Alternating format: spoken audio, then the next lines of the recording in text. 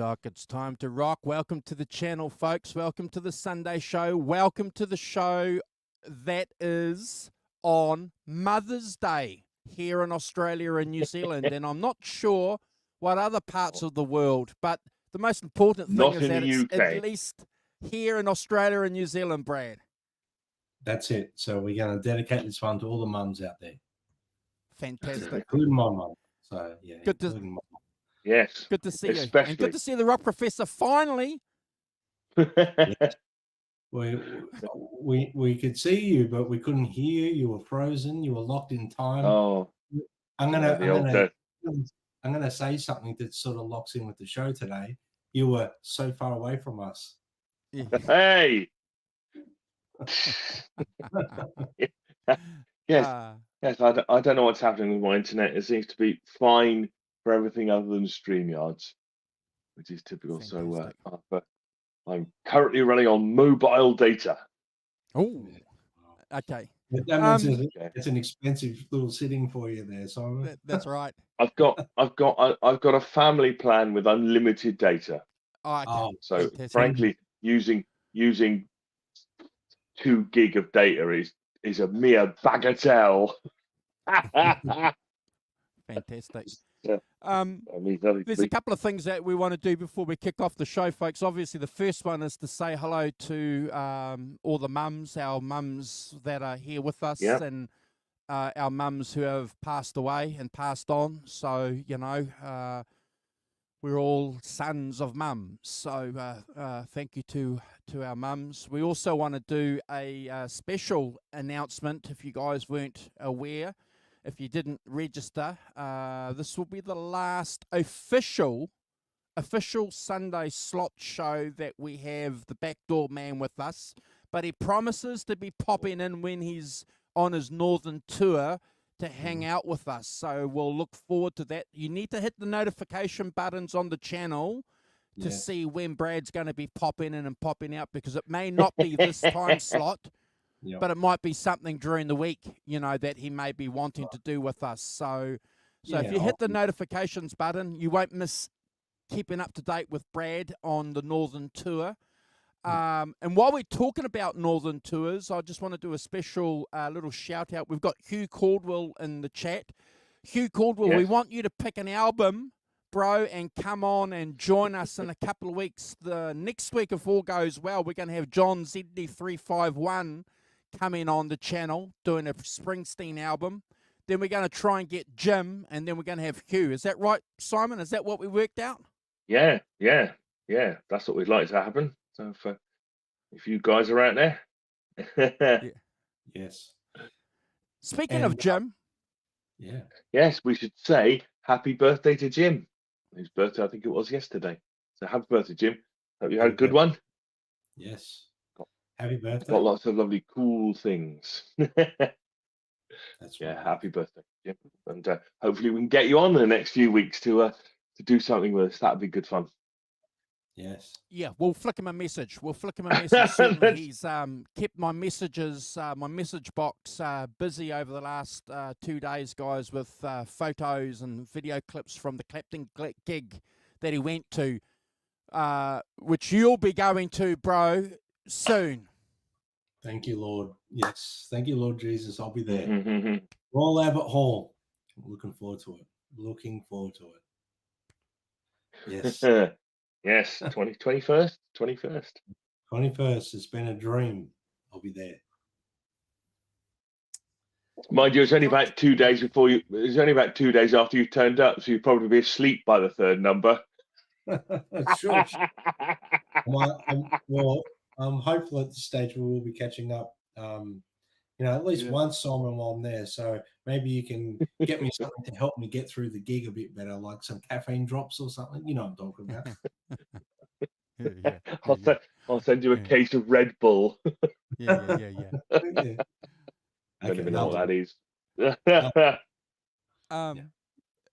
Hugh's saying it's the first. Sorry, John's saying it's the first he's hearing about this, but he's in. So, bro, you pick the album. Let us know what the album is that you want to rank, and we'll do a show card. Come on, introduce the album, and we'll go through the mighty Springsteen, and we can have a bit of a nerd session next week too for a little bit, and the Rock Professor can let people know about the gig that he went to. But I suppose you should probably give us at least the short version today before we kick off the show, Rock Professor. I can certainly give you the short version.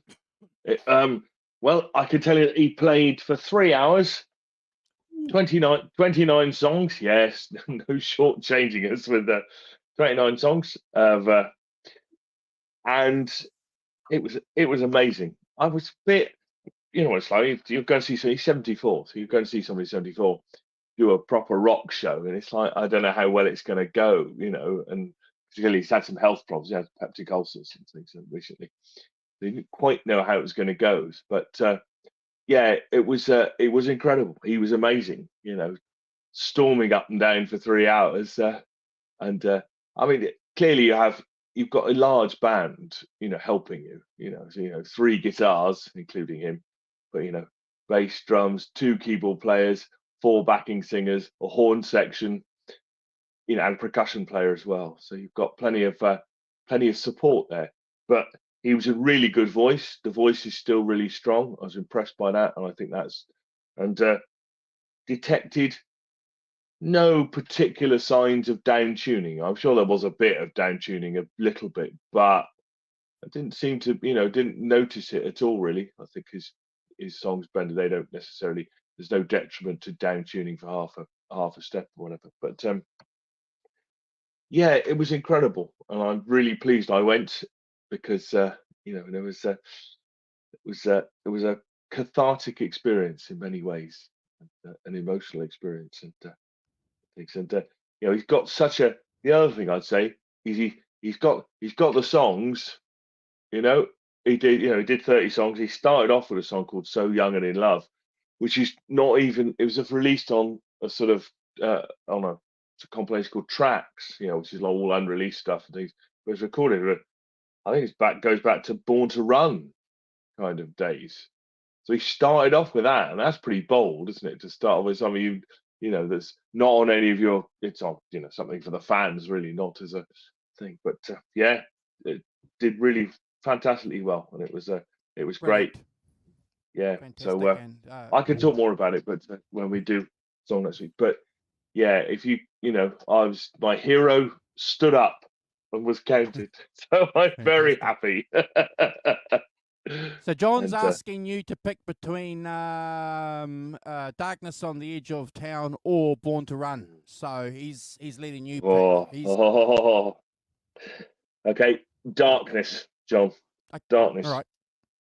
There you are. Cool. That's where I came in. Yeah, we'll look forward to that. Thank you, guys. I'll do a show card, and we'll get John ZD351 on. Yep. Hugh, we'll keep in touch, bro. I want you to pick an album, please, for us to do either the following week, depending on whether or not we can get in touch with Jim or not, or the week after.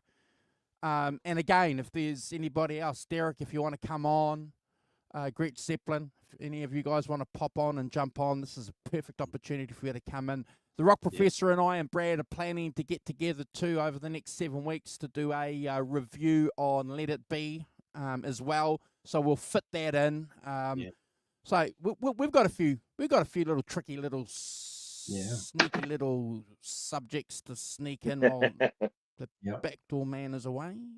And Slash has got an album coming out, I think, the day I leave. So we're keen to touch base on that one too, Andrew.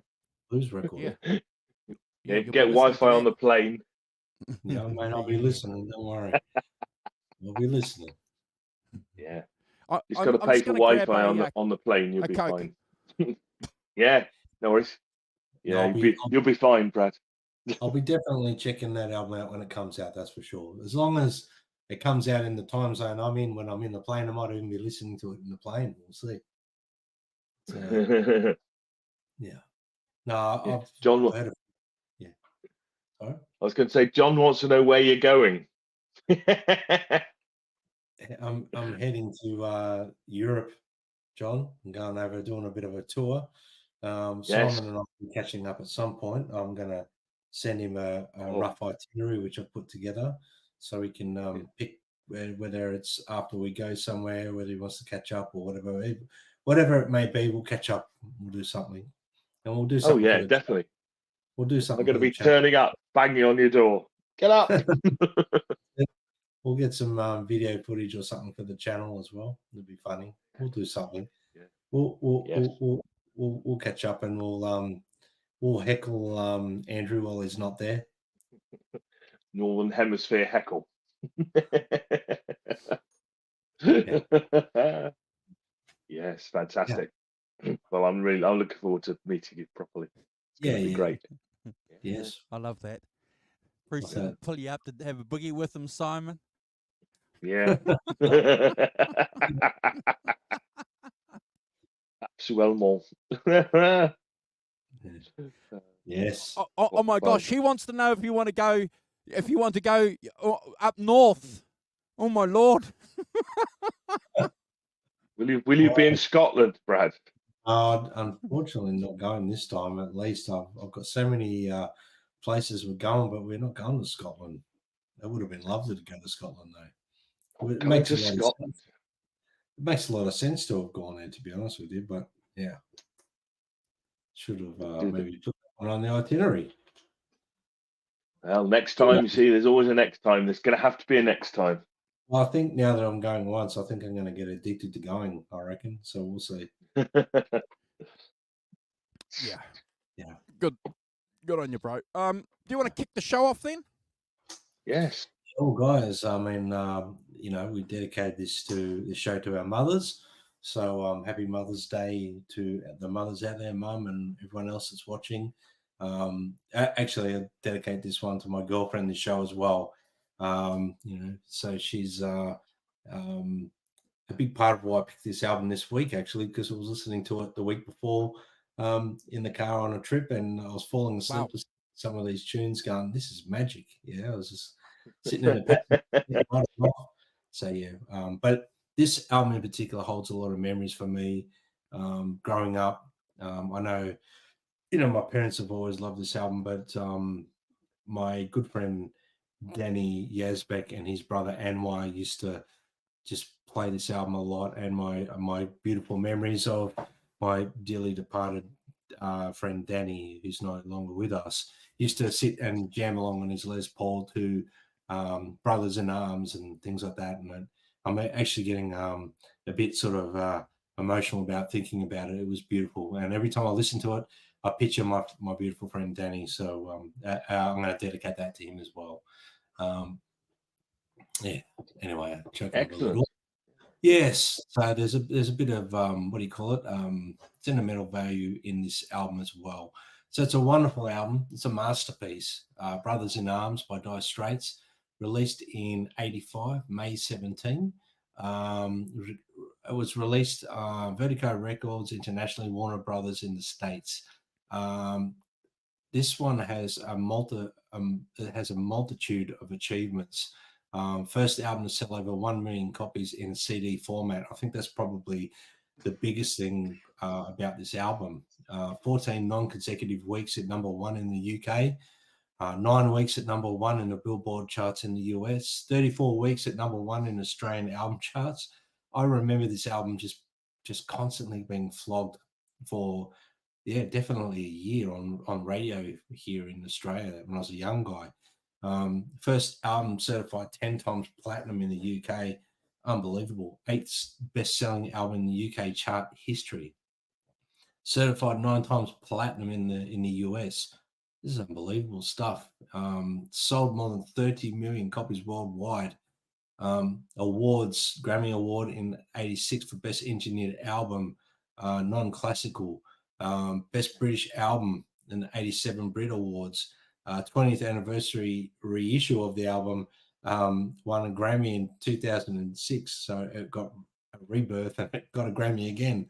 It's just unbelievable. This is like the list of achievements for this record are phenomenal. And I think the album speaks for itself. I'm sure when Mark Knopfler was recording this album, he would have been going, this album's something special. He would have known it was something special when they were recording this, without doubt. Recording details, I mean, Recorded from November 84 to February 85 at AIR Studios in Montreal. And Montserrat. Montserrat. I can't pronounce that. George Martin Studio in Montserrat. Yeah, produced by Mark Knopfler and Neil Dorfman. Utilized a 24-track digital tape machine, which is one of the first albums to do this. Knopfler's interest in technology obviously drove him more to the digital recording, which at that particular time, a lot of people were still recording analog, was sticking with tape. Studio lineup, Mark Knopfler, obviously on guitar and vocals, John Ilsley on bass, Howell Lindsley on guitar, who replaced Jack Sonny in December 84, Alan Clark on keyboards, Terry Williams on drums, replaced by Omar Hakim, Guy Fletcher on keyboards. He's well-known, Guy Fletcher, keyboards, backing vocalist. Studio setup was pretty small, had limited isolation. They utilized the Neve 8078 board for sound.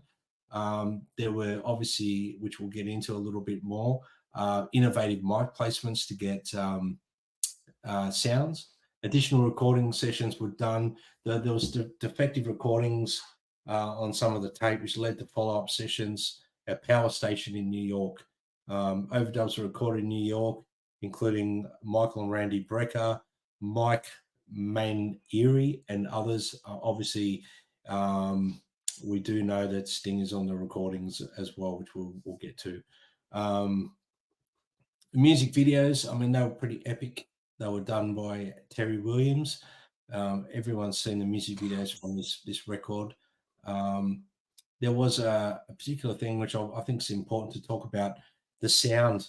Mark Knopfler was, very obsessed with this ZZ Top Les Paul tone.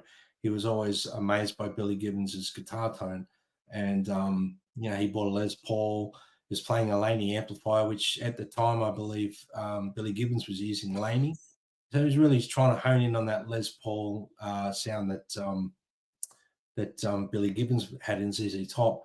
And during the recording for Money for Nothing, the mics were set up and arranged differently from, being moved around the night before. And obviously they went in and didn't realize the mic placement was different. And it was an unconventional sort of setup. It says here, as a result of an incomplete setup from the previous sessions they were doing, despite the unconventional setup, the captured sound became integral to the recording and required no additional processing or effects afterwards. Accidental mic placement is obviously during the setup. One was directed downward, another one was not on the speaker properly, and one was positioned in another area of the room, from my understanding. And this configuration is not how the engineer left it or how he would originally arrange it, but it just sounded phenomenal when they recorded. So they said, don't touch them, leave them. And that's the sound we've got on Money for Nothing, which is something that is a phenomenal guitar tone. And I think they, I know he was trying to get that Billy Gibbons, Les Paul tone, but I think he created his own Les Paul tone on this record. I don't know if you guys agree on that, but I think this guitar tones on this record are phenomenal, both Strats and Les Pauls. The Money for Nothing video was on heavy rotation on MTV. Obviously, a lot of the lyrical content was leaning on, play your guitar on the MTV, So it was all directed, and the videos, the song itself was heavily pushed to get, heavy rotation on MTV, and they succeeded with that. That it first appeared on MTV Europe upon its launch. Sting is the guest vocalist on that, and he actually got writing credit on the album as well, on the song, because the melody "Don't Stand So Close to Me" is very close to it. So there was a similarity there. So they said, let's give him credit. I don't know if the credit's due, but they gave it to him anyway. So Walk of Life reached number 2 on the UK singles chart in 86, number 7 on the US Billboard 100, and later in 86 It was nearly left off the album apparently, but included after the band outvoted the producer Neil Dorsman. He didn't want it on the album. There's a lot of militarism themes on the second side of the record, which we'll go into when we get there. And I think it, without sort of going on too much, the captured sound, however, it matched the desired sort of leadings, which included the final recording of Money for Nothing on the album as well. The album cover is a guitar that Mark Knopfler had a 1937 14-fret National style O resonator. And the back cover is a painting of the same guitar, which was done by artist Tom Steyer. The photograph on the front was done by a famous photo by Deborah Feingold. And the release details, I mean, it was obviously one of the first albums directed on the CD market, recording as full digital, which is DDD at the time, when analog equipment was more common. Released on vinyl, abridged to fit on 1 LP and cassette as well. First album to sell 1 million copies on CD format.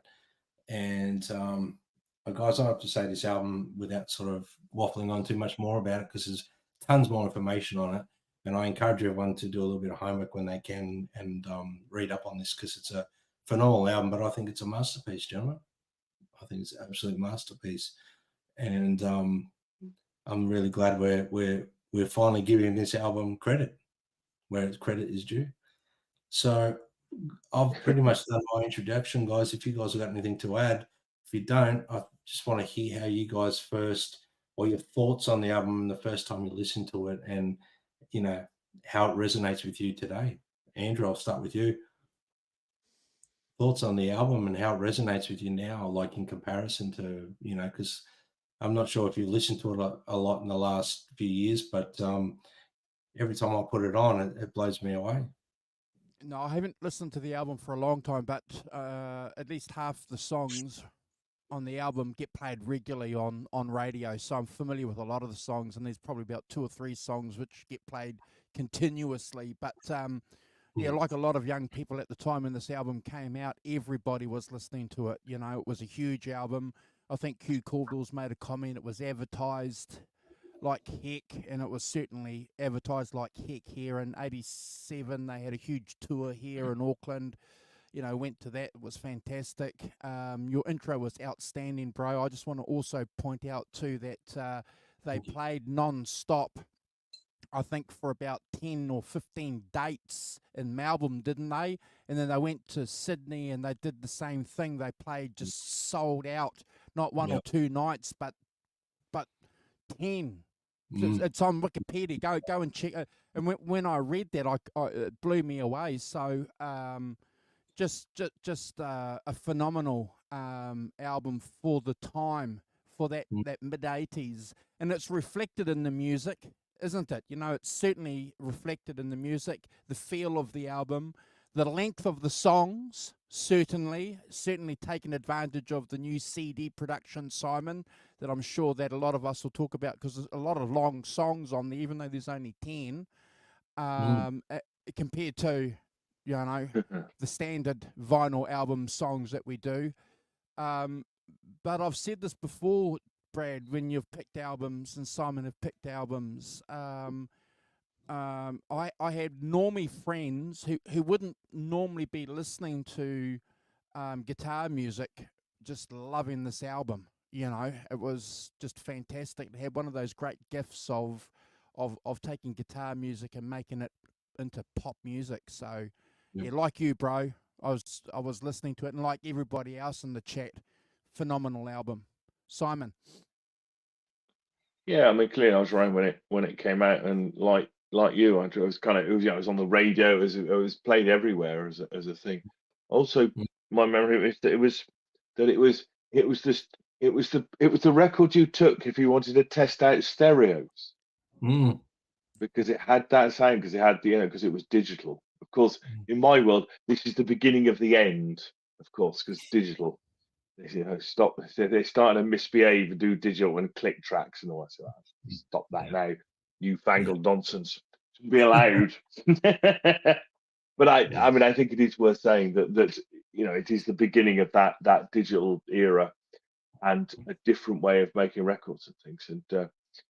And I think that that massively clear, defined sound. We'll talk about that a bit more when we go through the tracks. Is a particular feature, and still a particular feature. It was a huge feature then, and still a particular feature now of the record and things. And those huge spaces you can get in digital world, and where things can be as loud as something else. You're no longer bound by that.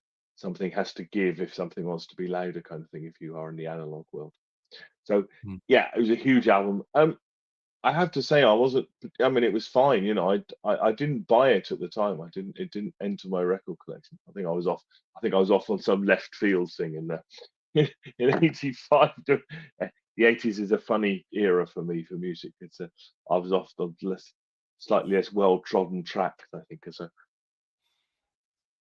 but I mean, clearly, ubiquitous, omnipresent songs, and like Andrew, you hardly need to listen to half of them, do you? Because you've heard them so many times before, kind of thing. So,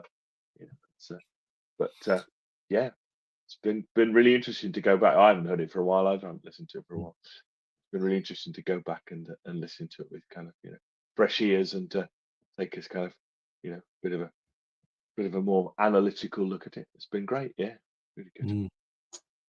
For me, it brings back a lot of memories. I was very young at the time when it was released, so it brings back my childhood, this record. But it actually, like I said, there's a lot of sentiment to this record to dearly departed friend and Danny, and just that whole thing of the feel and the mood of the songs on the record. It's such a wonderful album. I think it's a game changer without people sort of recognizing it's a game changer, I think.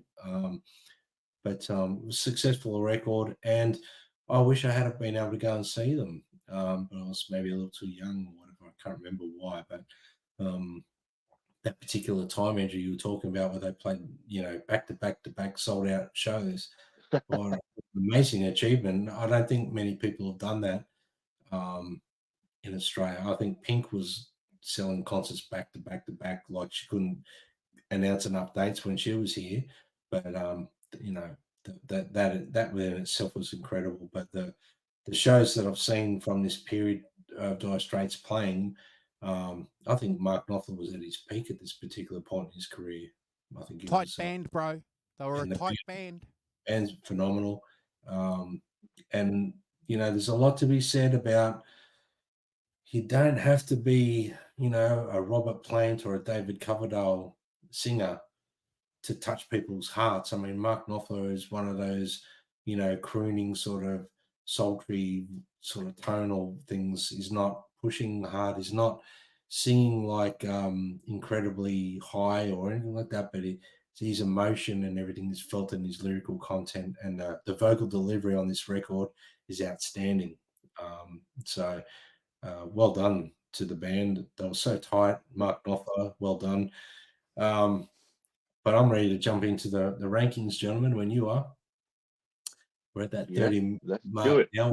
We've done a pretty long intro there, and I apologize I apologize for the length of that intro, guys, but I needed to touch on that point. So I just want to read this comment out. So John's gone on to Wikipedia. So 55 concerts in Australia and New Zealand between February and April the 26th in 1986. 13 straight days in Melbourne, Brad, with no days off. 16 straight days, Simon, in Sydney, then back for another 4 days at the end of the tour. And that's when I saw them, and they were just phenomenal. Can you imagine a band doing that now? No. I'll just say it as harshly as that. Nope. No, not at all. No. I saw them. I saw them in a club in Bristol called the Granary in about '78. And more like a sort of 300 person, not 300,000 people kind of thing. The opposite end of the scale. It's a big album in the 80s, and I'm surprised the 80s band. I mean, we don't play anything off it, to be honest with you, but I don't make the song choices, so maybe the person that does can decide to, or maybe I can push for one of the songs. But anyway, that was one of my questions I was going to ask you in the conclusion, bro. yeah. So yeah, thanks for. I was going to say Sorry thank you about guys. Yeah, no, it's all Sorry. good. It's all good. Guys, I'm glad we've gone through all that. Let's get into the track rankings. I'm really keen to hear what you guys have to say about the songs and how you rank them. I have ranked them based on the record, not that I've heard them a million times and they annoy me, or I haven't downgraded the rankings because of that. Because some of the songs I've heard probably a million times, on this record, but I still thought I'm going to rank them as per, the album itself. So the first track is So Far Away, the opening track, and wow, what an incredible song. The song, it's mellow, it's got that introspective sort of mood. It's got a combination of electric guitars, it's got that gentle sort of drumming, and it's got an atmospheric sort of feel to it with the keyboards. Mark Knopfler's distinctive guitar work on this one. He showcases on this record a lot of his stylings, his finger picking style, that we'll get heavily into as the album progresses. But lyrically, obviously great lyrics conveying that sort of sense of, distance and longing for someone, exploring the themes of separation and the passage of time, really. You know, it's a sense of deep yearning, desire to be reunited. I think that whole sort of feeling of being so far away from someone, a loved one or whatever it may be, and that, craving that emotional, contact, again, sort of thing between the narrator and the person they're affectionate with. It's got, again, like it's a reflective mood. The drumming, the bass, everything sounds so incredible on this entire record. But this song, it just makes you sit back and you get lost in the song. I think the vocals are the standout on this track. Like I said to you, the instrumentation on the whole entire song is incredible. I love the guitar tone. I love the guitar tone on the whole record, though. So that goes without saying. I love the lyrical content and I love the vocals on this track. It really gives you a sense of where the person, you're putting yourself in the song, where they're at, and obviously the song itself is a very important song for the band, in my opinion, and it remains obviously one of Dire Straits, most beloved sort of songs, cherished by everyone that loves Dire Straits. It's timeless. It's a classic. I gave it 10 out of 10, guys. And never a skip. It's never a skip. Simon. Yes. I just before we do it, I'd just like to say good morning to Arvin, Hugh, John, just people in the chat, Phil Byers, Derek Clacton, Jonas Halberg, morning Jonas, and Ellen as well. Gret Zeppelin is around as well, so good to see you all. Thanks for dropping by. Sorry, I forgot to do it earlier. Hopefully I got everyone. Yeah, I was interested by this because I I agree with everything you said. I think it's the first thing I thought, it's quite a strange song to be an opener for an album. Here's my question to you is, if normally we talk about openers on this on the show, and we talk about openers to albums, and giving it a bit of a bang. So what happens if you change around and you did Money for Nothing first? Starts off with that bam, bam, bam, with that guitar riff. That's one of the things that struck me when I was listening to it. Is, what happens if you turn it round? You get a different thing. But it's quite a low key opener, really, isn't it? It's they're coming. It very, very 80s keyboards as well, I would say, as a thing. 80s keyboard's not necessarily my favorite era of keyboard playing, I have to say. But it's it's all about the guitar, really. It's all about the guitar and the vocals, and it's almost, you could, the other stuff it layers that, and is the foundations for that. But it's really about the guitar and the vocals and those kind of world weary kind of lyrics. And he's, and I was, I know that he's listened to a interview with him, and he was saying that clearly his vocal style is influenced by Dylan, by a lot of other other talking blues guys as well, because talking blues is very much a tradition in blues, although this is not a particularly blues record. But he took that, that he wasn't going to be a singer in the sort of Sinatra style. That was not his thing at all. But because of Dylan, because Blind Willie McTell, and he name checked as well, that he thought, well, I can still do this. I can still be the singer. I can still do it like this, because that's acceptable. You can do it, because his Bobness has already done it, amongst others. But I know he sort of name checked in particular, reason why he thought he could do. I know he just doesn't think of himself as a singer 25 albums in or whatever he is. Yeah, so he's got that kind of. He always strikes me as he's a bit like David Gilmour, where he's quite reserved in person, but the emotion is in the playing, and it comes out in the notes and the and the sounds, and it's it's that's been the interesting part to me. That's why I kind of had a bit of association, not in style, but in that kind of way, that British reserve is kind of comes out, and the emotion comes out in the playing, not necessarily in his personality. But so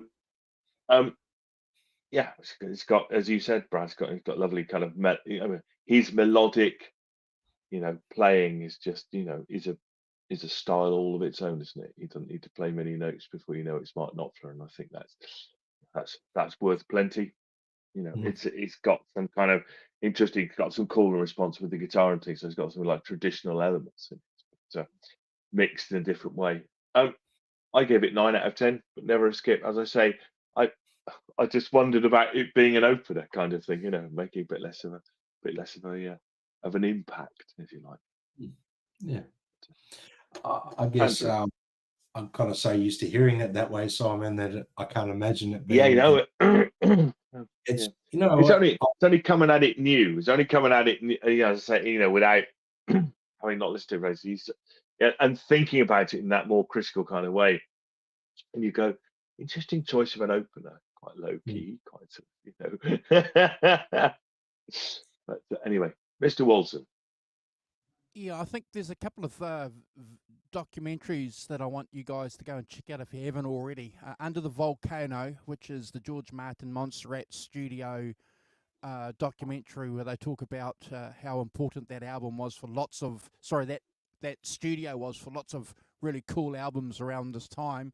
And also that documentary, I think, Simon, that came out a couple of years ago, and they talked to Mark Knopfler about his songwriting and how he reflects on his environment, and his environment's always the subject of his songs. And he talks about his vocal style and how he was firmly entrenched, like a lot of these British guys, Brad, in the blues. The guy was listening to the blues early on, and it was those guys that gave him the confidence to go, well, if these blues guys can sing, not polished like Sinatra, as the rock professor pointed out, but still sing, Howling Wolf, I can do it, So again, influential from a vocalist's perspective, not necessarily all the time as guitar players. So yeah, good points worth to keep in mind. Brad, we said it before at the start. This album, huge album.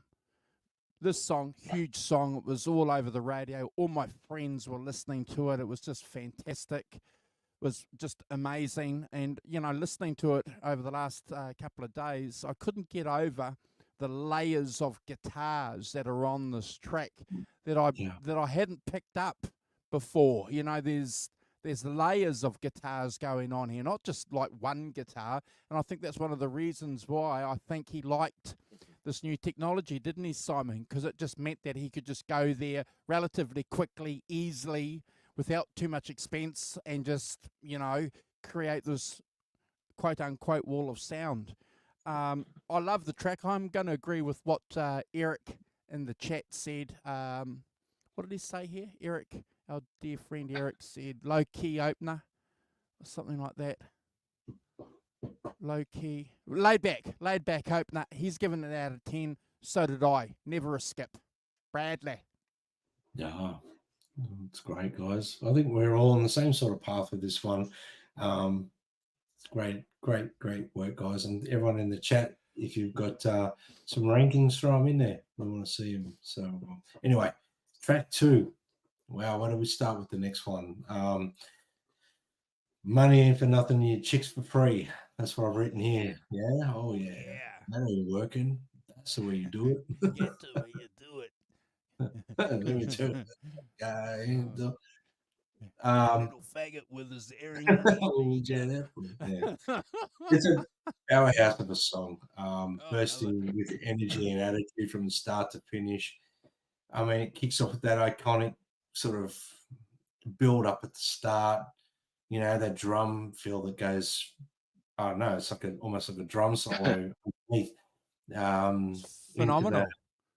Into that nasty guitar riff that, you know, is so recognizable. The minute you hear it, you know it's Money for Nothing. And Mike Knopfler has got that tone that he was sort of looking for, that sort of Billy Gibbons thing. But guys, I think he went a step further and he created his own tone, searching for that Billy Gibbons tone. So it's a phenomenal sound. And I remember every time I used to hear this intro, I just cranked the stereo just to hear the start of it, just to hear the tone, you know, that it was infectious to me. I couldn't get enough. You know, you're swept away when that tone comes in, the drums come in. It's got a really sort of solid groove momentum. It's driving, it's relentless. The lyrics are witty, obviously. The commentary on the excess of the music industry and the culture of celebrities at the time. You know, I've written here that through vivid imagery and biting satire, the song skewers the idea of instant fame and fortune. It pokes fun at rock stardom, to be honest with you.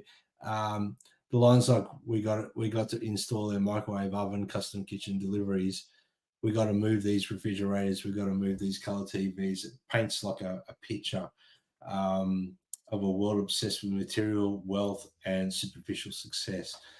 You know, Mark Knopfler's guitar playing in this song is phenomenal. His vocal is fantastic. He's got Sting on there as well. If you didn't know that, I'm pretty sure everyone knows that by now anyway, that Sting is the guest vocalist on this.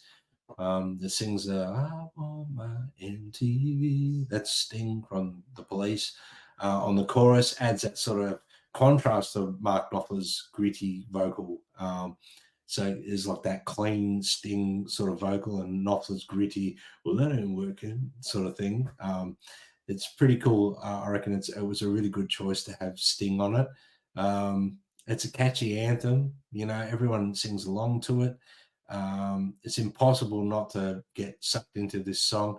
I reckon every time this song was played at these gigs that we were referring to, you know, in Australia here at that particular time, backing this album, I reckon the crowd would have went mental on this song. It's their crowning glory, this song, I think. It's probably, you know, one of their biggest songs, I reckon, to date. You know, Sultans of Swing, you know, is up there. But this one, you know, it's got that electrifying guitar sound. It's got Knopfler's fretwork. He plays, if you're not familiar with the way Mark Knopfler plays, he doesn't actually play with a guitar pick. He plays with his fingers on the picking hand, which gives him that really hybridy sort of thing going on there. It gives almost like a country flavor at times with his playing, or a Nashville thing.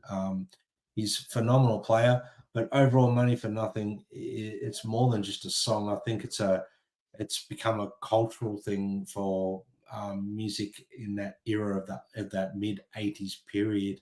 I always picture, MTV on at that particular time. It was massive, and MTV was, 24-hour music. It was a wonderful time for music, I think. And this one just solidifies that whole era. It's timeless. It's a classic. Even though it's been played a billion times on the radio here, I hear it pretty much every week, maybe every second day or every day. Triple M here. It's a masterpiece. It's timeless. I have to give it 100 out of 10, guys, and never a skip. Simon.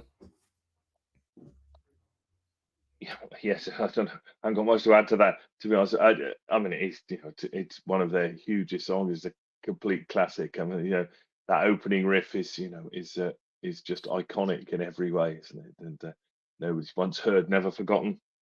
Again, it's and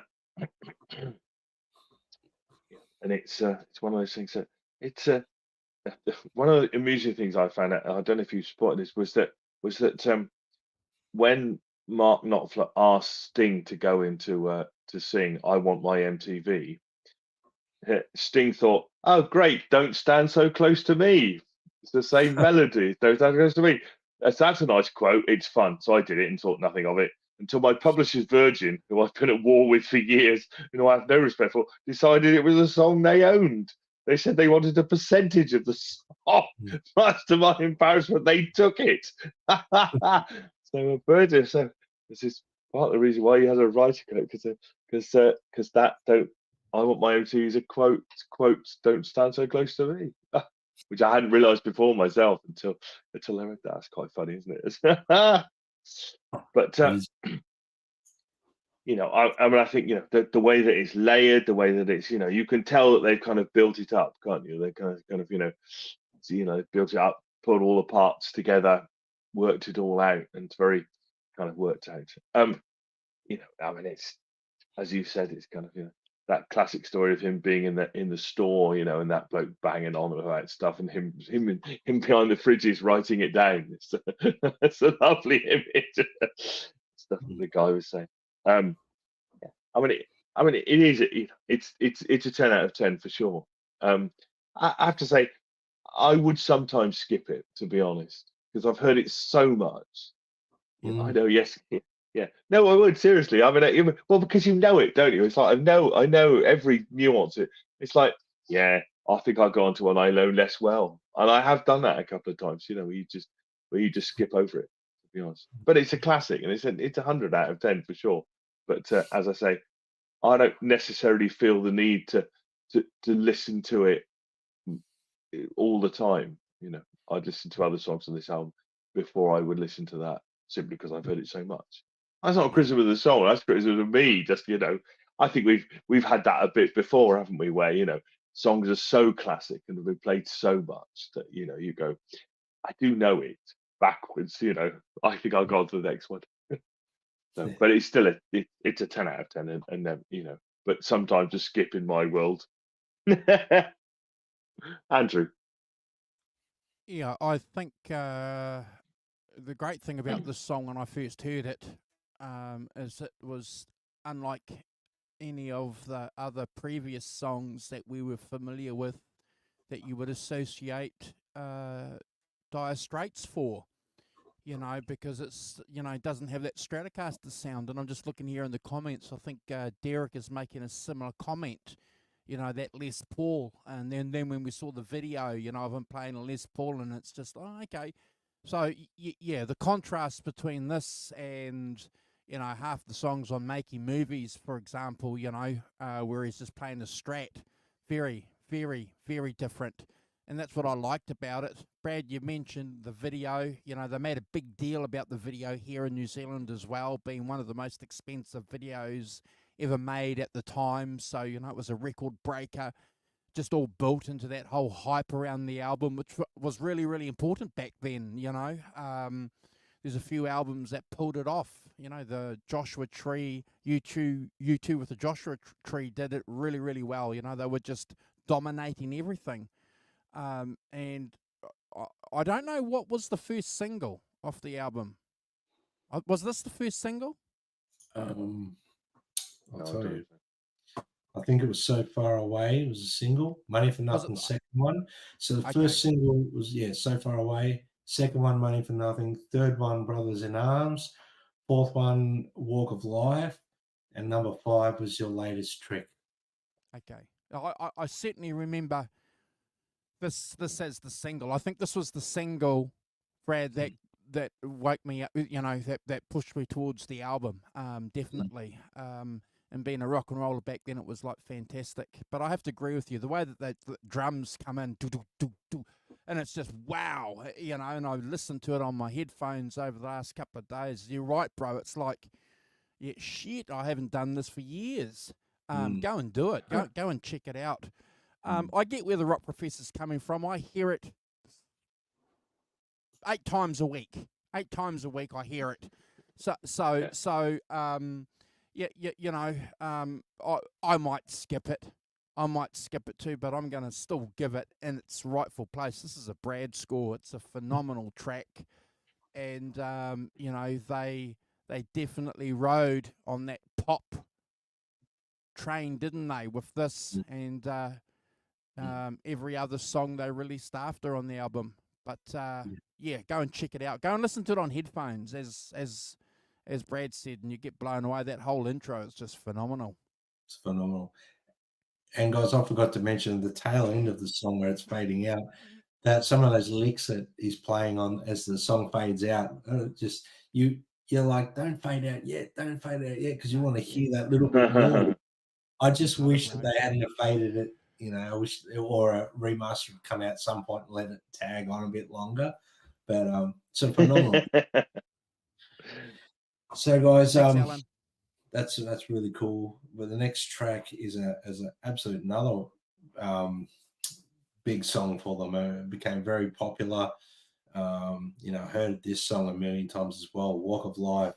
It's got that vibrant, upbeat sort of dose of energy, sort of pushes the Brothers in Arm album to another level, because you've got like a sort of mellow track to open with, comes in with this big rocker, and then this one's got that sort of like, I don't know, like a 50s sort of rock and roll song maybe. It's got that sort of feel to it, like Twisted by the Pool. You got it. It's got that sort of vibe to it. It's got a catchy melody, lively sort of rhythm. The band's playing really cool. It's upbeat. Obviously, like I said, rooted in that rock and roll feel. It's got a country feel in certain bits of the way he's playing on guitar and whatnot. You know, it's a feel-good song. It gets people up dancing. There's a lot of keyboard on this, driving the rhythm section. It's got a real distinctive tone.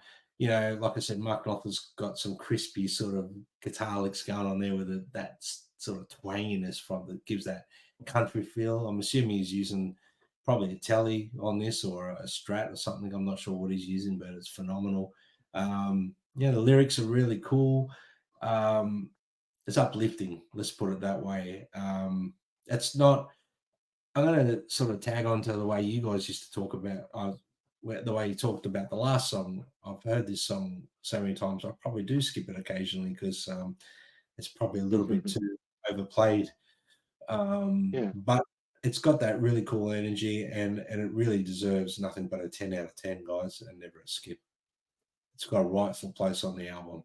Simon. Yes, we should say morning to Mission RD 100. Morning, Mission. Good to see you. Is it? Derek's talking about a Schecter telly. I know that the Knopfler said that Money for Nothing was played on an 89 Les Paul. It wasn't played on his 50s ones. No, it was just an 80s.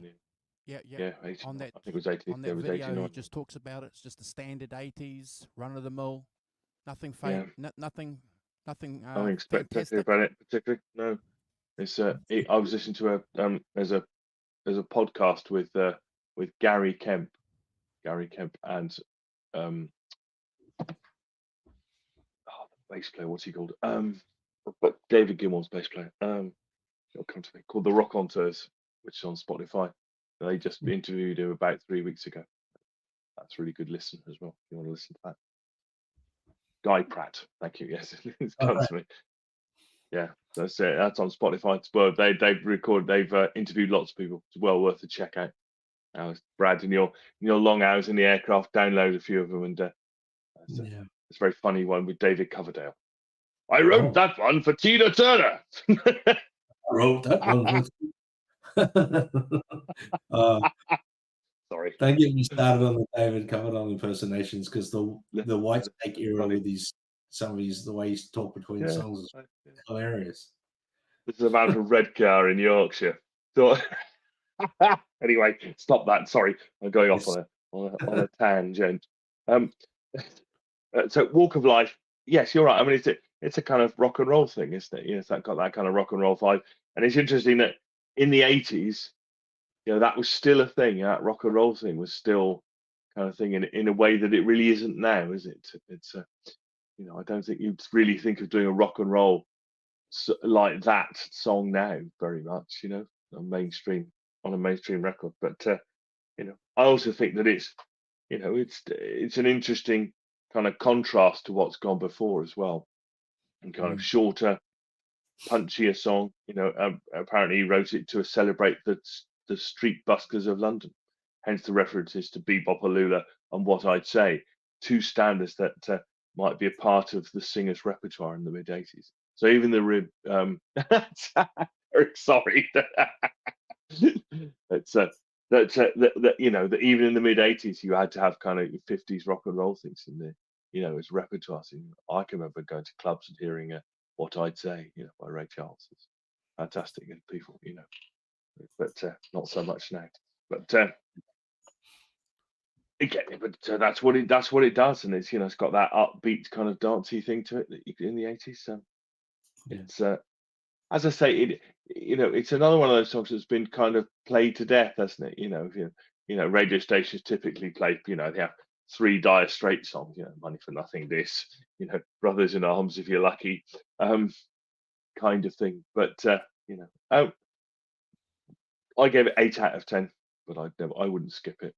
It's fun. It's not too long. Andrew. Yeah, the keyboards on the song, Brad, the standout, isn't it? It's got that, that kind of, wants to be boogie woogie, but it can't be because it's not. So it's rock and roll. So we'll do something else.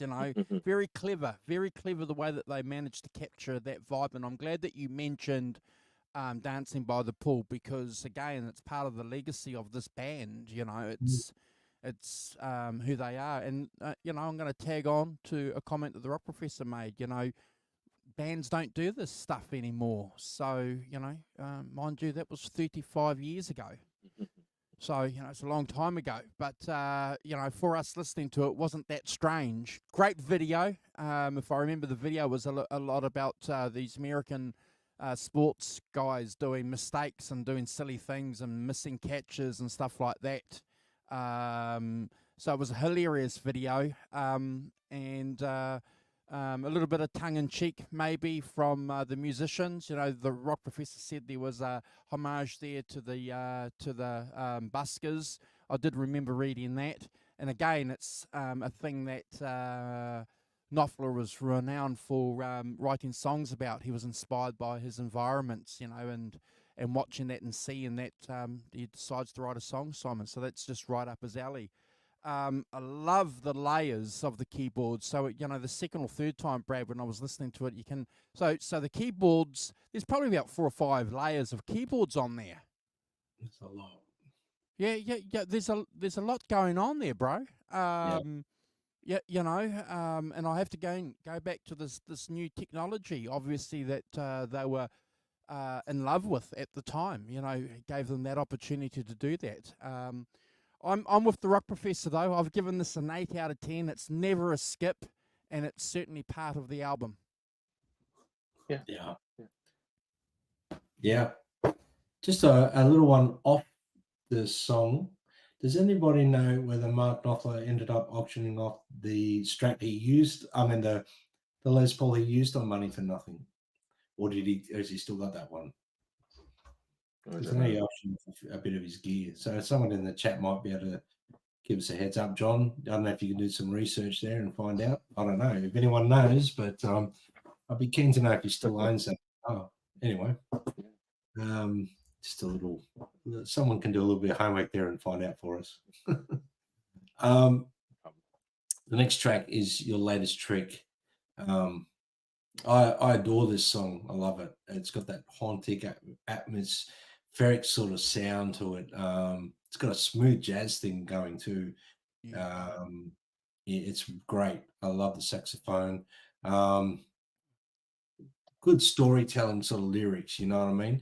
The style, blends a lot of that rock, jazz, and blues. It's got like a sultry, sort of sophisticated, atmospheric sort of sound. This laid back rhythm. Again, it's punctuated by that saxophone solo and the melodic guitar lines. The song is very introspective lyrically, and I think Mark Knopfler's vocals on this are wonderful. He really catches the essence of the lyrics. He's like a storyteller, and I think this song sits perfectly on the album exactly where it is. It's like the flow of the album so far. By the time you get to here, you're okay to kick it back a gear. This is the song I was listening to where I literally got lost and I started to doze off asleep, but I was still hearing the song a couple of weeks ago in the car. I'm like, I'm still hearing the song, but I'm like in that zone where you start to drift off to dreamland. I was still listening to the song. It was phenomenal. And it's funny, when you get to that point, you really are focusing on everything in the song. It's quite colorful. I love the guitar tone. I love everything about it, the drumming, the rim shots. It's phenomenal song. It's one of my favorites on the record. There's a few favorites on it, but this is one of them. I know the emotional impact of the song. It draws you in. I have to give this one a 100 out of 10, guys. I love it. Simon. Yeah, I mean, very much. It reminds me of like it's a sort of complete departure, really, with that very kind of smooth jazz thing with Bob James, Chuck Mangione, those kind of guys from the early 80s. I remember people coming in and buying Bob James and Lee Ritner and those sort of albums, very, very kind of smooth jazz things. The theme tune to Taxi always comes to mind in that kind of era.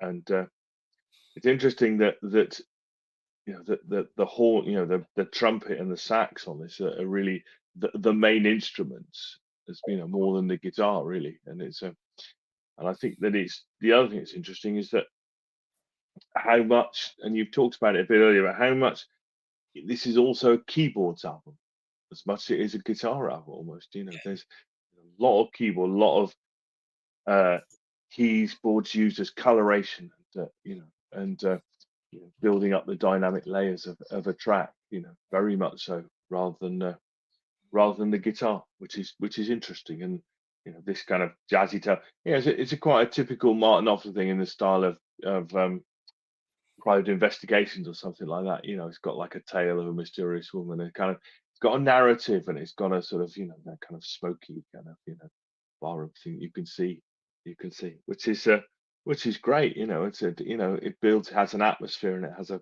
and the trumpet and the things really add to that, and turn it into, let's say, a bit less of a Knopfler song and more into kind of something else, really, sort of moving into other territories. But as you so rightly say, Brad, this is a really good place for it as a track, as a change from what we've had before, which has been much more that straighter band stuff, and into a different area, and with that smoky, relaxed sound. Yeah, and 8.5 out of 10 from me, but never a skip. It's a really interesting track, and that's a really interesting thing. I'm thinking about timing you out for that one, Simon. 8.5. Steady now.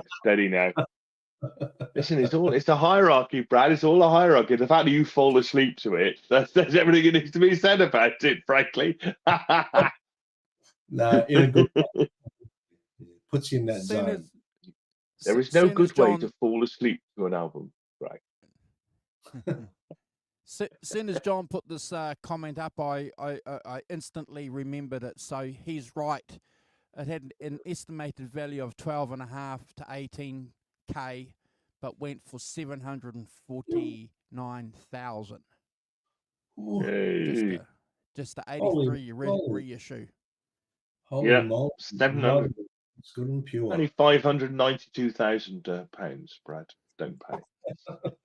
Wow. And wait, let me just grab it for you. I'll show you. I'm joking. Yeah. You've got a trip to Europe to pay for. You can't afford a guitar as well. Mate, I'll never be able to afford to buy another guitar ever again. Don't worry. Yeah, good that these guys are selling. Fantastic. Thank you, John. Latest track, I agree with you, Brad. It's a fantastic song. The horns on this, as the rock professor said, certainly make it. And we're not a stranger to hearing horns on pop songs, are we? You know, in the early 80s, you know, Sade, Your Love Is King, you know, you've got the saxophone going. Bruce Springsteen with Clarence playing the saxophone, Simon, you know, on big man. You know, yeah. You know, born in the USA, 84. So that's just what, a couple of years or a year before this album came out. So you know, still, you know, a big part of that popular music scene, Brad, that you could probably forget and might just think that it's just solely rock and roll or jazz, you know, as an instrument. So I agree with you. When I first heard it, I thought it was phenomenal. But it's a sophisticated pop song. You're right, bro. You said it in your intro to it. You know, it's the way that he sings it, his vocal delivery, the way that he, the topic of the song, you know, fits into what you said to Simon back to, you know, 2 albums before this. So he loves that continuity, doesn't he? You know, you don't get, you know, everything's not a full surprise with Mark Knopfler. You know, there is that continuity, which is a good thing. I've given it a 9 out of 10, Brad. I hope I don't get a timeout for that, bro. 9 scrapes through. I think 8.5. Come on, Simon. You could have given it like another half a point, honestly. But yeah, great song. And yeah, the horns, love it. Yeah. Give me a yell when you want to put the photos up, bro. So we'll do one more track. Do one more track. End of side one, sir, is the next track. So we'll do that, and you know, the track's Why Worry, and you know, sometimes I have to remind myself to not worry about things, and why worry about it? Who cares? And you know, hearing this heartfelt, you know, introspective sort of song, it certainly resonates with me a lot. I love the style of the song, the gentle, soothing melody. It's laid back. Mark Knopfler's soulful guitar playing. You can really hear his style on this song, Andrew. You can really hear his technique seeping through here. You know, and as the album progresses on the second side, we hear a lot more of that finger picking style, the way he's well known for with that right hand. I absolutely love his playing, his guitar playing. I love the sound on this, the overall sound of the guitars on this. I'm pretty sure the resonator is being used on this one. Am I maybe incorrect there? I'm not sure, but it's got that vibe about it. It's got like a resonator. There's lush keyboards going on, lush keyboards and subtle sort of like percussion and stuff like that. The overall sound though is very mellow and atmospheric, tranquil. It's introspection. You know, there's a lot of that going on with this song. You know, why worry? I mean, there should be laughter after pain. I love that lyric, and I think that resonates with everyone, whether it's been through loss of a loved one, loss of Even like my family with the family pet, you've got to find laughter after the pain, move forward, and it's just a friendly reminder to cherish really the good times. When you listen to the lyrics, it's really wonderful song, and lyrically and vocally, this song shines for me. It's really soothing. Why worry, guys? Why worry? I gave it a 9 out of 10. Never a skip, guys. It's a beautiful song. Simon. Yeah, I agree. It's a lovely song, a kind of heartfelt ballad, doesn't it? And interesting to have it after the very jazzy previous track as well. So there's a lot of different textures and sounds and things on this album, and I think that's one of its things is that it's doing that. As you say, I mean, it's like a lot of things you might love. It's got a fantastic melody, hasn't it? He's got an ear for melody, and a way of presenting that to maximum effect. The other thing I'd say as we reach the end of side one is that we haven't really mentioned the rhythm section at all, have we? They're just. I mean, I know most of the drums were redone by Omar Hakim, who's a fantastic drummer, but it's not flash stuff at all, is it? It's really a lot of it is just just keeping time almost. Apparently he did them all in 2 days. Omar Hakim. They decided that Terry Williams' drums weren't good enough. Be a ruthless man, Mr. Knopfler, can't he? He decides not right, get somebody else. But I do think it's interesting that John Ilsley's, that their contribution is they're just the bedrock on which these things sit. Unobtrusive, kind of not flash at all. We haven't mentioned them at all. Yes, and I think they deserve a mention because that kind of restraint is quite difficult to, achieve. I think you want to, most people want to go for it a little bit, don't they, as a thing. But I think I really like the two guitar bits on here. There's a lot of two guitar stuff, playing with each other, kind of interweaving that is really nice. And and I think that the interesting thing is that I saw a quote from Knopfler saying that the last 4 minutes he'd had second thoughts about the last 4 minutes, and he said the play out of Why Worry seems a bit pointless to me now. All that faffing about with pretty sounds as a kind of thing. And I kind of know. It's funny enough. I kind of thought that. I kind of thought I'm surprised a good editor, a producer, didn't take some of it off, if you like. Yeah, it's like a good producer. What's it? There's not. What's it? Roger Corman. There's never a film been made that wouldn't be improved by having 30 minutes taken out of it.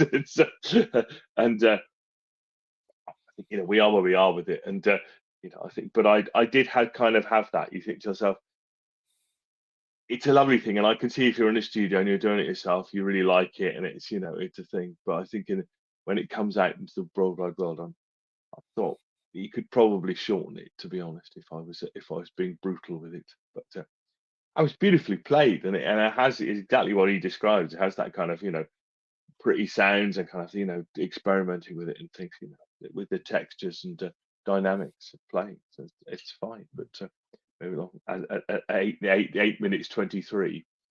But it's a 9 out of 10 for me, and never a skip. But it's you lose a point mark for waffling on at the end. Mr. Walton. Yeah, and obviously he's taking advantage of the CD technology to waffle on, isn't he, Simon? So why not? Why not? Well, yeah, it's not a criticism. He's said it himself. Yes. Yeah, I'm familiar with that one too. So look, I agree with you. I think it's a beautiful song, Brad. I'm going to echo a couple of things that's already been said by my two co-hosts. The two guitars, the interweaving of the guitars is fantastic. And it's just skillfully done, and it's that contrast, Simon, that you want to see and hear sometimes, and on different tracks, and you get that on this, and it sort of dovetails into No, I won't say that. Beautiful vocals, Brad. I'm going to back you up there with the vocals on this. And again, it's just something though that he's very confident in delivering. You know, it's not a vocal performance. You know, that it's not a David Lee Roth performance, is it? From Skyscraper, is it? You know. No. And he's not Bono screaming at the top of his lungs. He's just, you know, standing there. And again, I think that's one of the reasons why he had such an appeal with a lot of people, maybe a little bit older as well, Simon, because of the fact, you know, that he was just, I hate to say it, but, you know, sang like we can all sing. You know, he sounds like everybody else that sounds like they sing after a couple of beers, you know. No disrespect to him. It's attainable, isn't it? You feel like it's attainable for the everyman. Yeah, absolutely. Yes. Yeah. And I think that's one of the reasons why he had that charm, because it was a part of you know, of who he was as a musician that we could perhaps tap into. Brad, I've given this a 9 out of 10, but I agree with you, bro. It's a beautiful song. Yeah. It's never a skip. Beautiful. And just to take up Derek's point, he says the LP version is edited down to 5:22. So I think clearly somebody took my advice. I need to make a correction too. I said Resonator. I meant Stratocaster. I've got Resonator in my head because of the album cover, and I love the album cover. But yeah, the Stratocaster tone is just phenomenal on this song. Anyway, photo time, gentlemen. Photo time. Halfway. So I just want to. So this is. I'm going to tap into a comment that the Rock Professor made. So there's the album cover there, and obviously that's the show card that we picked. The Rock Professor said it's, you know, an 80s album, and it is. But I'm going to say that the cover's certainly an 80s album, Brad, because you've got the pink and you've got the blue. You know, the pastel colours, which were really, really popular in the mid 80s. Those pastel colours. So true. So true. That's a great album cover. I love it. I actually was thinking at some point I'd love to get that album cover sort of framed and in my studio. I love it. It's great. Yeah. That's the CD version. I think that might be a remastered version, but I just love the look of the like you said, the pastel coloring. It's beautiful. Yeah. Hugh Caldwell thinks he can sing like Pavarotti. So when we get him on, we'll be having proof of this. Hugh, we're going to make you sing like Pavarotti when you come on. Yes. So that's a cool. I think that might have been the single, maybe. I'm not sure. Single cover, but I like that picture anyway. It's sort of like the promo around the time. Can I say, Brad? See, I don't wish to be cheeky, but seems slightly a bit cheap just to take the Brothers in Arms album cover and then just because I've got a cutout of Mark Knopfler on it, stick it on. Yeah, well, I mean, they did things pretty cheap and nasty like that in the 80s. I mean, let's be honest. Typical record company. I'm not sure. I think that might have been more the touring lineup. I'm not sure, guys, with the lineups of Dire Straits. I'm not a deep diver into Dire Straits like some other people may be. But again, I'm a Mark Knopfler fan, and I love the lineup. But this is obviously around the time of the album anyway. So yep. And I liked that artwork. I thought that would be something that you could get framed in a studio or something as inspiration, because it's got that real, I don't know, there's something about it because of the background, the clouds and everything, and the resonator in the corner. It's cool. It's very cool. Very cool. Cheers, bro. There's always clouds. Yeah. Yeah. Well, every cloud is a silver resonator. Yeah. I think John just confirmed that was the tour lineup, the last picture of them. So, John. There were some pictures of, but that's okay to have Sting on stage with him and stuff like that. So, I'm not sure if you got them, Andrew, but there was a few pictures there with Sting. he's playing the Les Paul, so obviously Sting got up at Live Aid with him and stuff like that, and did Money for Nothing. So it's just a very cool period in music and in Dire Straits' obviously history. Very cool. So we'll continue on with the track rankings. Geordie Boys. See, Sting and Mark Knopfler, Geordie Boys. Geordie Boys. Geordie Boys. They both come from Newcastle. Yeah. 100%. Let me just check I think I've got my. Oh, so the next track is Right Across the River. Yep, that's fine. Sorry, guys. I lost my notes when I was looking at those pictures, and I had trouble getting them back up. Right Across the River, I've got here cinematic, sort of evocative track. This is one that transports you back to that sort of landscape that he's painting with his lyrics. Really, it's got that real atmospheric sort of soundscape, blending elements of rock and blues. World music is in there a little bit too. It features like a mesmerizing rhythm driven by the tribal percussion. Let me just check something, guys, because for some reason I thought there was another track before that. No, I'm right, aren't I? It is Right Across the River, isn't it? Yeah. No, we've got two people. We've got an interloper. I'm just yeah. I don't know what Andrew's doing. Good night, Gretch. Take care. Sleep well, mate. Thank you so much. It's got a lot of those bursts of electric guitar. It's very cool. Oh, that's that picture I was talking about. That's from Live Aid. That's with Sting up on stage, and obviously they're doing Money for Nothing. It's a very cool picture. I thought that was a good one.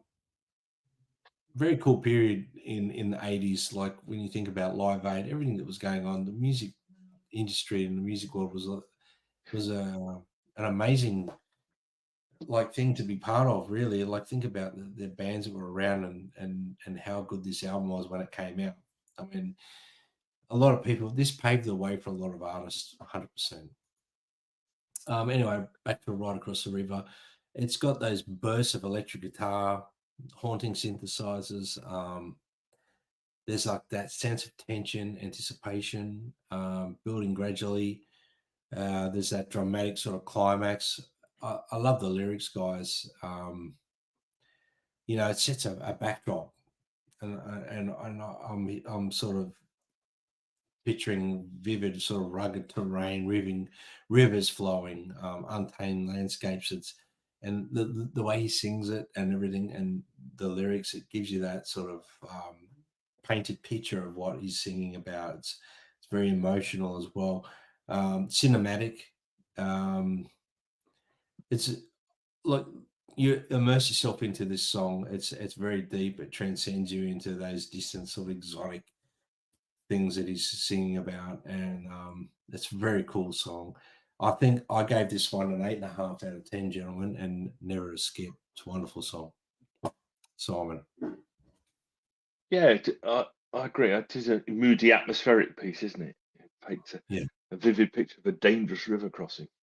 Reminds me a bit of Meeting Across the River on Born to Run, but that sort of thing. It's not quite the same thing, but again, I made an odd opener for side 2 if you're buying on an album, but maybe not so much if you're doing a running order for CD. Maybe it's interesting that it feels like to me they've done, as Andrew said earlier, I think they've done a running order for the CD, and then they've made it fit the two sides of an album by equalizing it up a bit in time wise kind of thing. But I would not say not so I'd necessarily be choosing this as an opener to side 2, but I know nothing. It sold 400 million copies. What do I know? It's like, in spite of the fact that it's got a fairly odd track on side 2 as opener.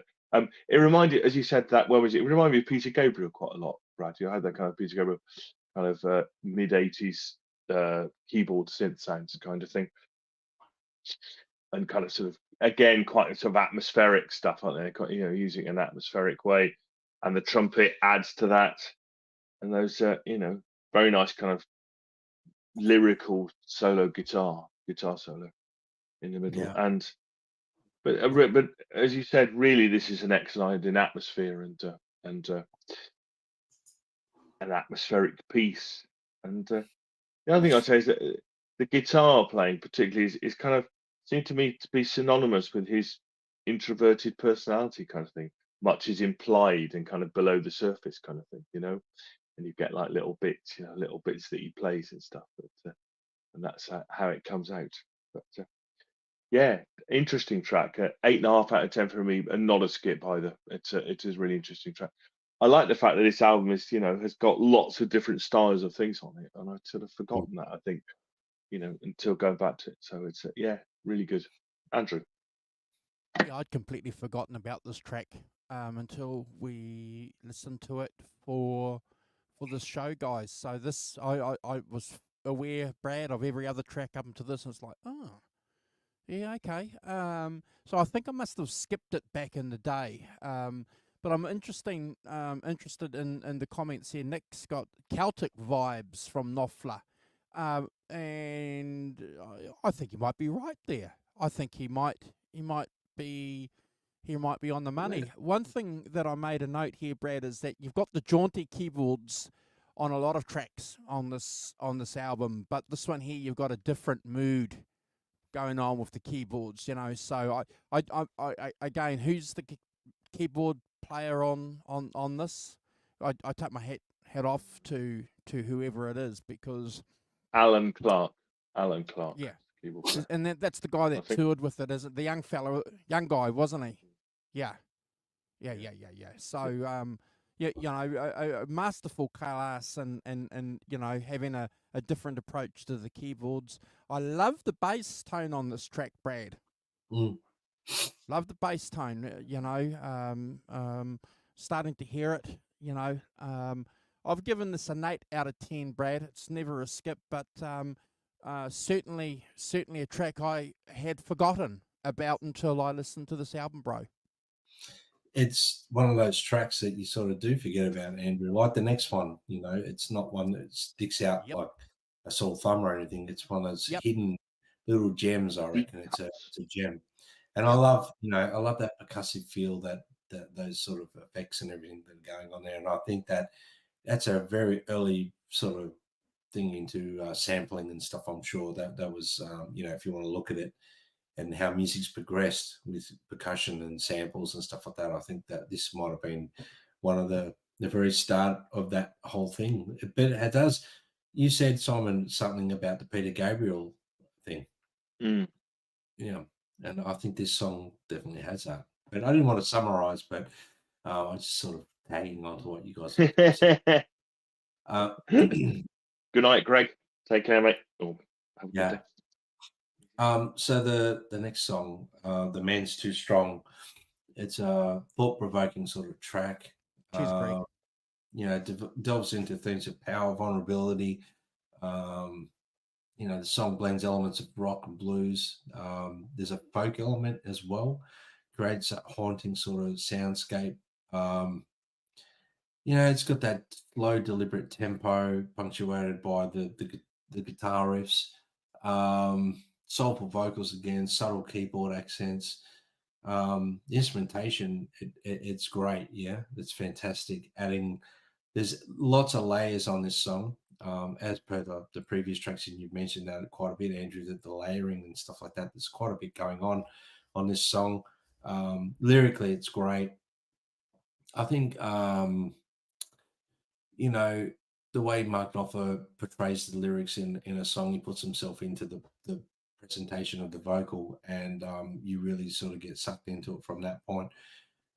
This song, I will admit, back in the day when I first started listening to this record, I probably skipped this one quite a bit. I'll be honest with you. It's not one that I gave a lot of attention or time. But as you know, when we do these rankings, it's only fair to give each track the equal amount of time before we rank it. So on listening to this album many, many times this week, I've actually come to like this song a little bit more than I used to.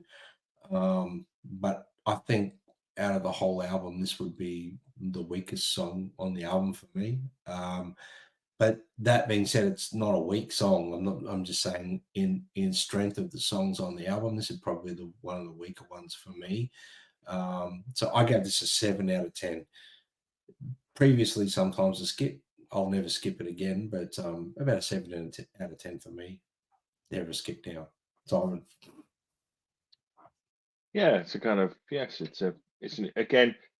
again kind of that broadening of that. It has that much more of acoustic strum sort of folky thing that and part of his background. Yeah, that's right. John says that Jack Sonny plays a guitar synthesizer on this with all the other guitar stuff. So I think maybe the keyboards maybe a guitar synth rather than thing. But again, I think this song apparently delves into the themes of strength, vulnerability, and the impact of war and things, which we'll get onto in more detail in a bit. But it's again,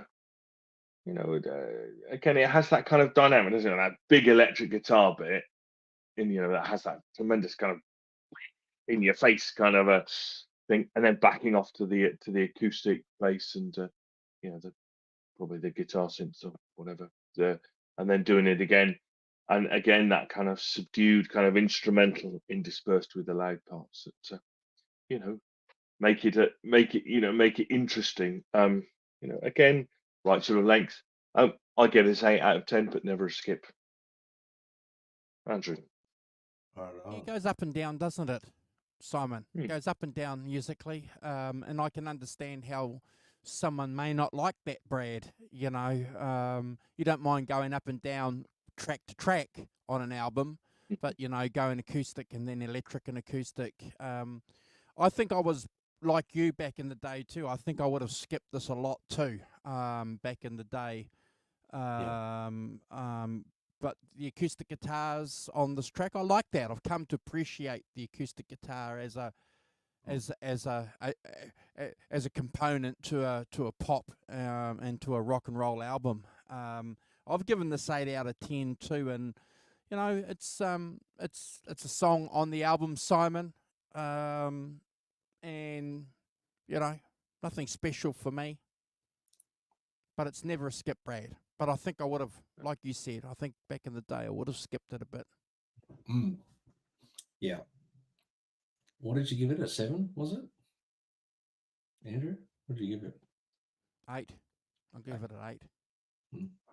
Okay, so I'm the lowest scorer of that song. Yes, yes,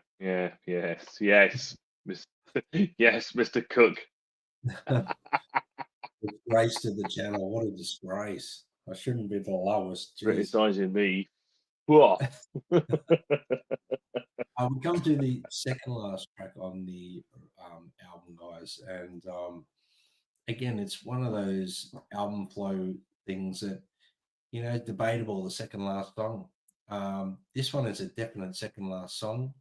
It's a 3-minute 40 sort of number. It's got a lot of pop sensibility to it. Yeah, to me, it's got some great guitar playing.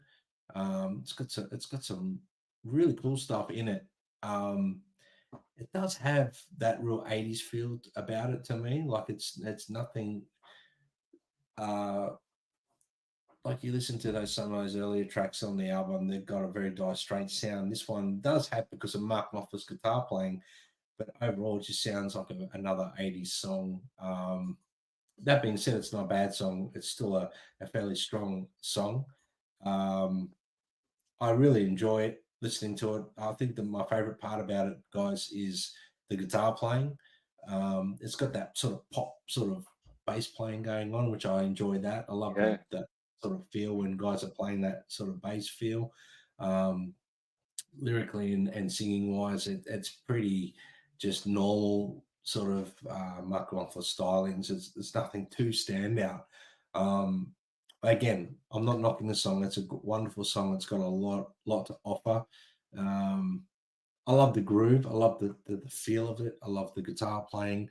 There's a lot of textures on this song. The instrumentation overall is great. It's creating that atmosphere. I guess there's like a bit of a lyrical message in here as well. but I'll leave that to you guys to talk about if you wish. But overall, I'll give the song. I gave it an 8 out of 10, guys, and never escaped. Simon. Yes, I agree. I mean, I think that this is it's kind of the one song that I feel, as you say, a bit more throwaway than the other stuff. To be honest, one hesitates to use the word filler, but I agree with you. I think to see this proves my point. The weakest track on the album is the second last one. Well, the third last one for me, but anyway, yeah. Stop that now. Yes, I know. Yes, right. It's but yes, it has that, as you said, it's got that kind of 80s slap bass on it, hasn't it? Which sounds kind of anachronistic now, kind of in an odd way. Very much of that time. Too much thumb. And some nice electric guitar playing stuff and things, but nothing to particularly, I think, make it stand out in a way that lots of the other tracks do in terms of atmosphere or in terms of instrumentation and things. So I gave it 7.5 out of 10. I wouldn't skip it because it's not, it hasn't been played to death kind of thing. But yes, I think it's it's a 7.5 out of 10 for me. Andrew. Yeah, I agree with you, Simon. I think the bass is a distraction. I don't mind slap bass. In a pop perspective, look at John Taylor from Duran Duran on Rio. He's slapping the bass on, and being influenced by a lot of those disco bass players, but just doesn't quite. I'm not saying that Ilsley is, John Taylor, Brad, but yeah, just he's no slap bass player. No, yeah, it just doesn't do it for me. I think it's a distraction. I agree with what the rock professor says. To the theory. The song before I gave that 8 out of 10. I'm going to give this 7 out of 10. The guitar work on it's fine, Brad. But cool. The bass is a distraction for me. And I may skip it. Yeah. Derek makes an interesting point about it have a kind of ZZ Top vibe, doesn't he? It does actually. Derek, yeah, that's a good call, Alice. Derek, I have to agree with you, but I also think that goes for not just that song. There's a few on here that have that underlying ZZ Top vibe from Afterburner, Eliminator sort of sound. It's got that across a few songs, but I agree 100% with that, Derek. 100%. Okay. But and gentlemen, we come to the last track on the album, Brothers in Arms. The title track and the emotional centerpiece of the album, in my opinion. It's an atmospheric sort of ballad. It's got that haunting melody, soul stirring sort of instrumentation. Features those guitar arpeggiated bits. It's got the urethral sort of synthesizer pads going on, the percussion. There's a sense of introspection.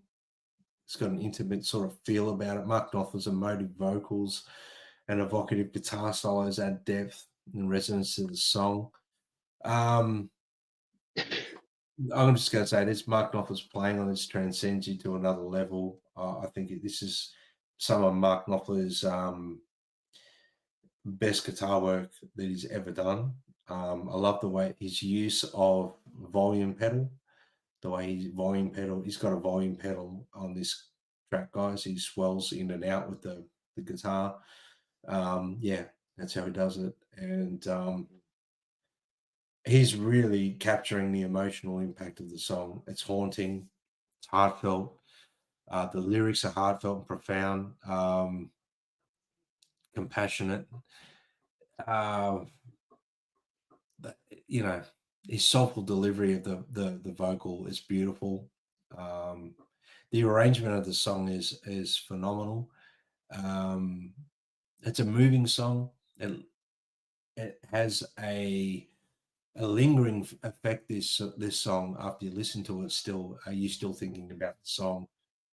Again, this song does make me think quite heavily of my dearly departed friend Danny, who I said at the start, and it continues to do that every time I listen to it. I get a little choked up and think of him during this song every single time. It's amazing how certain songs do that. They'll take you back to a particular point in your life, or friend or relative or whatever it may be. And this song here in particular is a masterpiece. I think it's Mark Knopfler's, swan song. I think it's one of his greatest pieces of music and guitar playing and vocal he's ever done. I have to give it, 100 out of 10. It's never a skip, and a phenomenal way to end the record, which makes the album a masterpiece, in my opinion, and never a skip. Simon.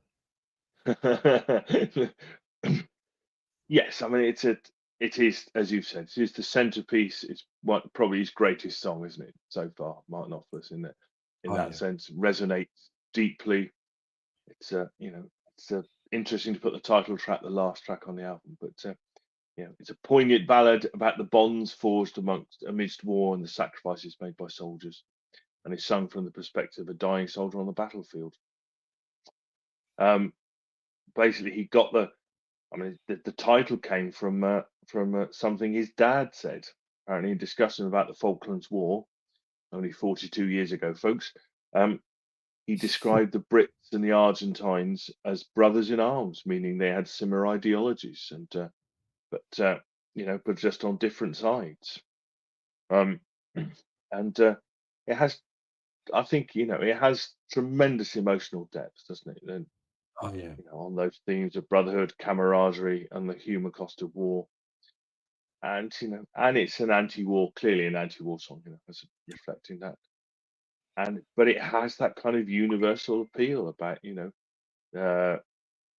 themes of love, loss, and longing, transcending boundaries and resonating with people from diverse backgrounds and experiences, which I think is amazing. And when it comes in, the strings play and there's that thunder. It's got that kind of real ominous atmosphere to it. But and then he just comes in, with that beautiful lyrical, emotional guitar. And this is the point for me where it all coalesces, it all combines into that, the one great track, not the one great track, but into their greatest track, where it all kind of comes into focus. That you've just got the verse, you've got the bass comes in on the fourth line. It's all beautifully organized, but they don't get in the way. The instrumentation is just the foundation for that guitar, that lyrical, melodic, beautiful guitar. And and it's just him, and he does the call and response with the guitar and the vocals as well.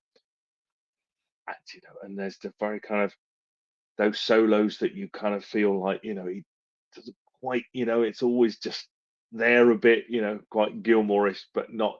No, just playing those little flurries of notes and those, as you say, the swells and all of that stuff.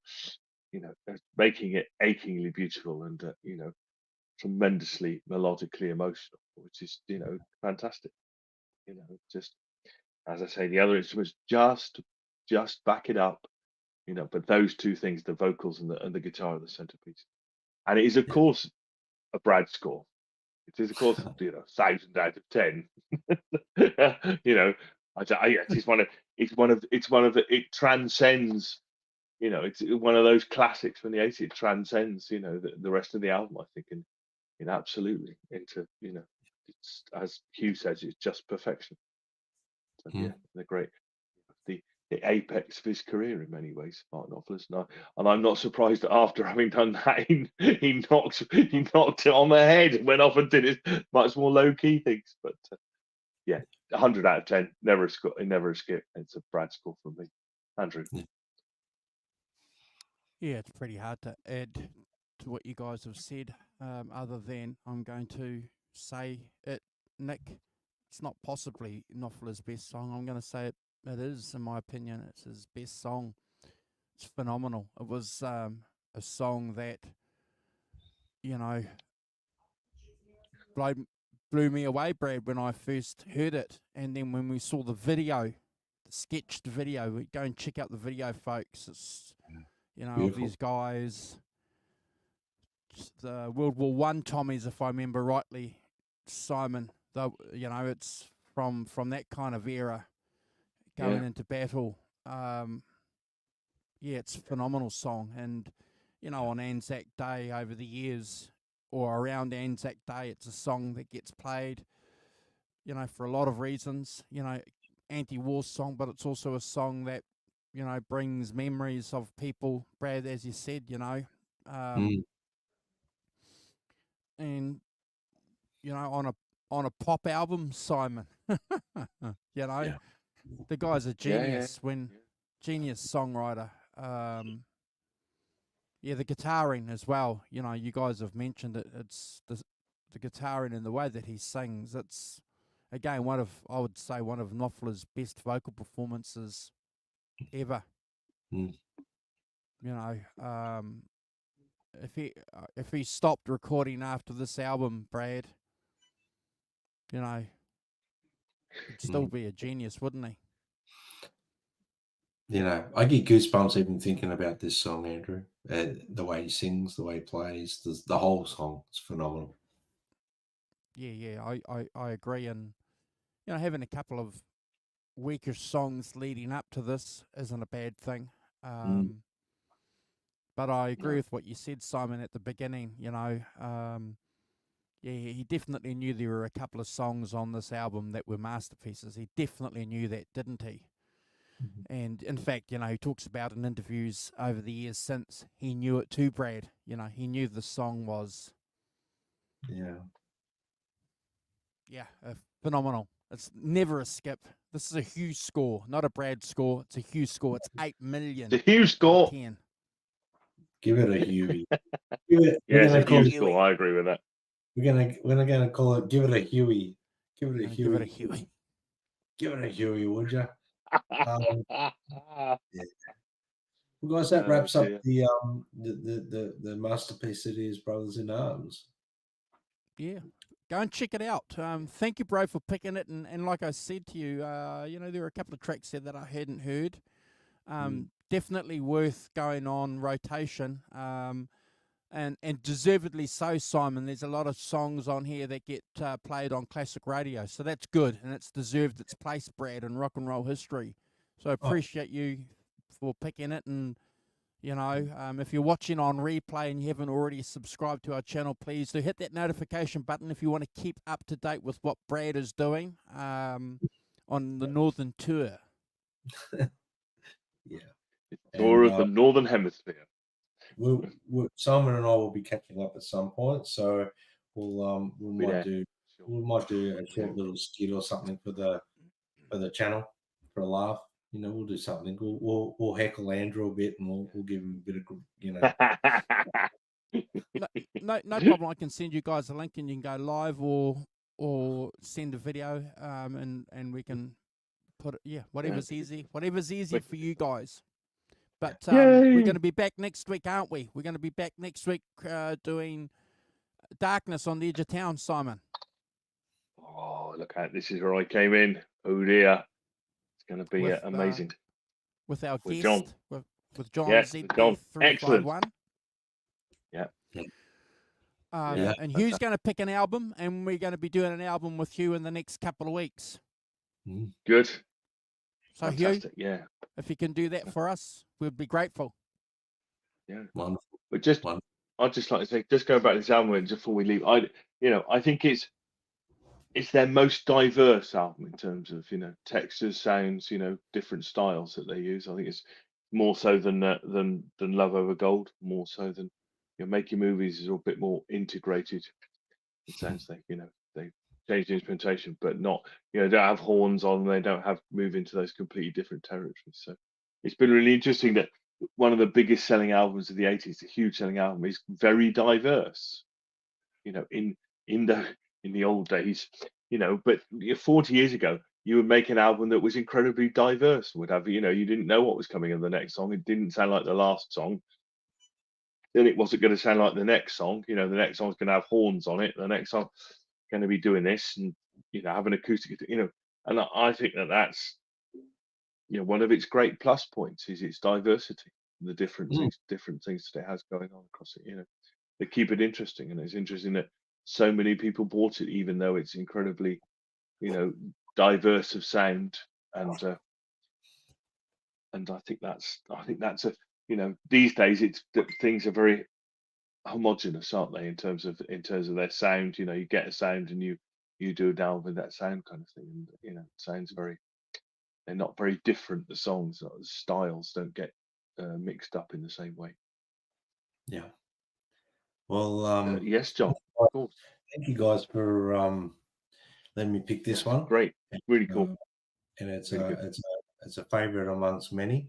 It's a favorite amongst my family as well. My mother's here, so she wants to pop on and say hello just for Mother's Day, and no problem. she'll just pop on. Hooray! Yes. We'll say goodbye, say goodnight, and we'll call it a night. But I don't know. Just come in quickly, Mum, and say hello, and happy Mother's Day. Hey! Happy Mother's Day. Helen, hello. Hi, hello. Andrew. Hi. How you doing? Great, because I'm here with my son, my favourite son. Happy Mother's Day to all the mums out there, all the guys in the chat. Happy Mother's Day to your wives, and all the mums, as you say, Andrew, that have passed on, everything. How can you ever forget your mum? Yeah. And loved it. I listened, but I'm busy here working a bit, but I listened to the whole show, phenomenal, because I love Dire Straits, and it was killing me that I couldn't score, and it was because I had to be busy, but I listened, and I love Dire Straits because I used to go to the club and dance to all their music, and good memories. Everyone's saying hello to you in the chat. So saying happy Mother's Day. Love you guys. Love everyone in the chat. It's beautiful people. Absolutely. Yeah. Awesome. All right. We're going to hang around in the green room anyway because John's going to jump on and talk to the Rock Professor and I about next week. Oh, here he is. So we'll say goodbye. Take care all. Hugh, Derek, Nick, Jonas, Arvin, Gretch, Greg Roberts, John ZD. I'm seeing you in a minute. Nick Fella. Yes. Thanks, guys. Take care. We'll see you next week. All right. For darkness. Yes. Looking forward to it. Take care all.